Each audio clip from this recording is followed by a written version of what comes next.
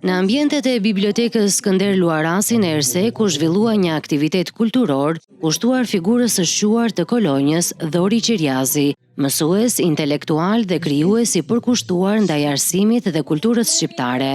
Në këtë veprimtari morën pjesë nxënës të shkollës 9-vjeçare Papa Kristo Negovani dhe të gjimnazit Petronini Luarasi, të cilët nderuan autorin përmes interpretimit të vargjeve poetike dhe momenteve artistike plot emocion. Aktiviteti u shoqërua edhe me shfaqjen e një dokumentari që solli për publikun jetën, formimin dhe krijimtarinë e Dhori Qiriazit, duke e sjellë figurën e tij më afër brezit të ri. Dhe po të kesh një dashuri të tillë, pa mbrojtje, hyr në zemrën, thellë. I ftuar në këtë aktivitet ishte edhe Ylli Sotiri, dikur nxënës i Dhori Qiriazit. Ai ndau me nxënësit kujtime të çmuara për mësuesin e tij, duke e përshkruar si një njeri me kulturë të gjerë, dashuri për arsimin dhe ndershmëri të rrallë. Ai rrëfeu se pikërisht nga Dhori Qiriazi mori frymëzimin për t'u bërë vetë mësues letërsie, duke vijuar kështu trashëgiminë e bukur të përkushtimit ndaj dijes. Të pranishmit patën kënaqësinë të dëgjonin edhe mjekun e njohur pediatër,